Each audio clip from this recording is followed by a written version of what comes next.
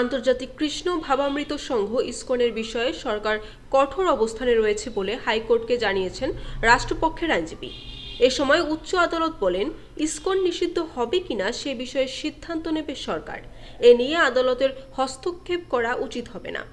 বৃহস্পতিবার বিচারপতি ফারাহ মাহবুব ও বিচারপতি দেবাশিস রায় চৌধুরীর হাইকোর্ট বেঞ্চে এ তথ্য জানানো হয়।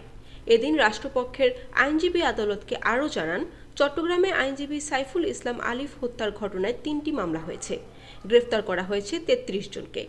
এ সময় সরকারের নেওয়া পদক্ষেপে সন্তুষ্টি প্রকাশ করেন হাইকোর্ট।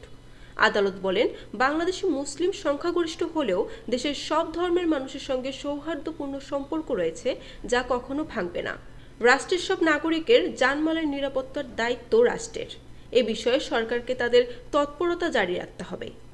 যে ইসকন নিষিদ্ধ এখন এটা একটা সময়ের দাবি, কারণ তারা তো গতকালকে যে আমাদের যে লন্ডন ব্রাদারকে হত্যা করা হয়েছে, তারা প্রথমে আদালত অবমাননা করে চিন্ময় দাসের গায়ে আটকে দিয়েছে। এরপর ইন্ডিয়ান পররাষ্ট্র মন্ত্রণালয় যখন বিবৃতি দিল যে চিন্ময় দাসকে মুক্তি দেওয়া হোক, তখন তারা অ্যাগ্রেসিভ হয়ে গিয়ে আমাদের এই আইনজীবীকে হত্যা করে। অর্থাৎ ইসকনরা এখন ইন্ডিয়ার যে প্রোপাগান্ডা আসে সবগুলো বাস্তবায়নে কাজ করতেছে।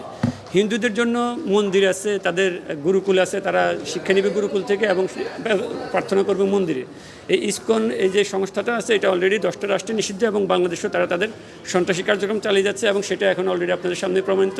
তারা কোর্টের কোনো আদর্শ মানে না, তারা ইন্ডিয়ার যে প্রোপাগান্ডা ছিল সেগুলো বাস্তবায়ন করার। ইন্ডিয়া যে অযাচিতভাবে বাংলাদেশের পররাষ্ট্র মন্ত্রণালয়ের কাছে একটা বিবৃতি পাঠালো যে তারা উনার জামিন চায়, উনাদের ইন্ডিয়াতে 3জন মুসলমান মসজিদ রক্ষাকে হত্যা হলো, সে ব্যাপারে তাদের কোনো বিবৃতি নাই।